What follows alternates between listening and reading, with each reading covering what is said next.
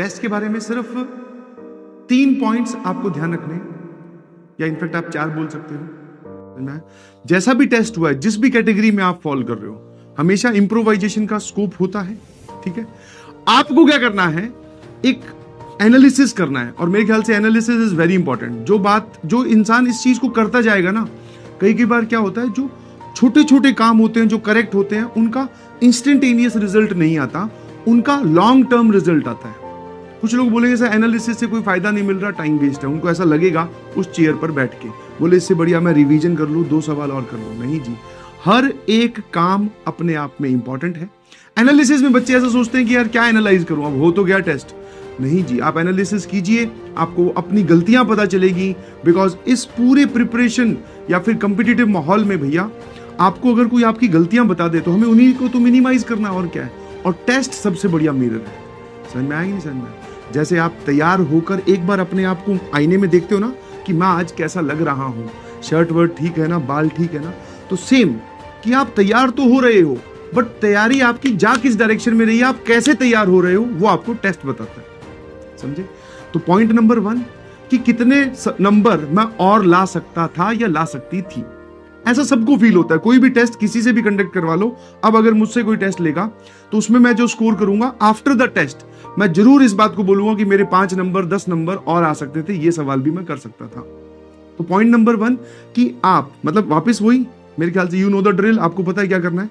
एक A4 size white page, एक test का एक पेज, और वो टेस्ट वाले सारे पेजेस एक फाइल में लगाते रहना।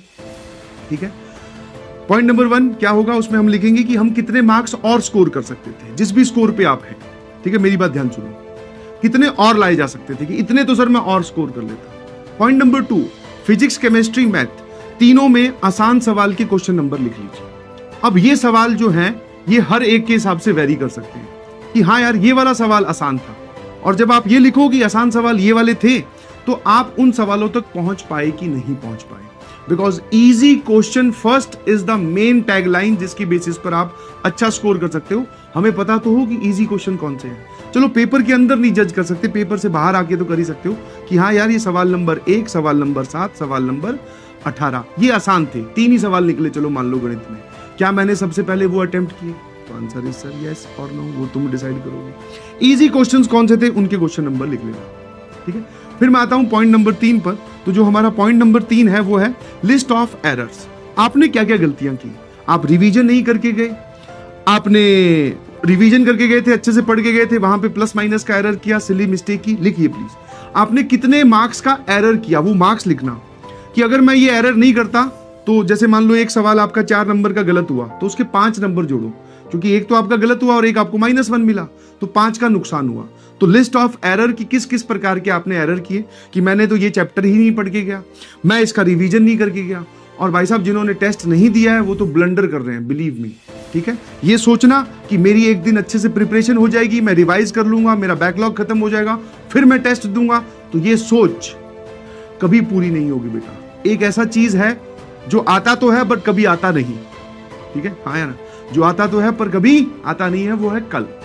कल कभी नहीं आएगा। तुम सोच रहे हो ना एक दिन ऐसा आएगा जब मैं सारी मेरी एकदम जो उस टेस्ट में सिलेबस आ रहा है वो एकदम टिक होगा और मैं अच्छे से पढ़ के जाऊंगा और फिर ही मैं उस टेस्ट को दूंगा, तो ऐसा दिन तो कभी आने वाला नहीं है। किसी ना किसी ने में कम ज्यादा चलता रहेगा। समझ पा रहे हो कि नहीं समझ पा रहे हो? टेस्ट देना इज वेरी इंपॉर्टेंट, कल कभी नहीं आएगा। समझे कि नहीं समझे? तो list of error, point number 1 क्या है, कितने मार्क्स और स्कोर कर सकते हैं। पॉइंट नंबर 2 क्या है कि आपको आसान सवाल आपको मिले कि नहीं मिले टेस्ट में, और टेस्ट में नहीं मिले तो टेस्ट के बाद। Third is list of error, कि आपने क्या क्या गलतियां की, अपनी भाषा में लिखिए प्लीज, खुद लिखिए उस पेज पे।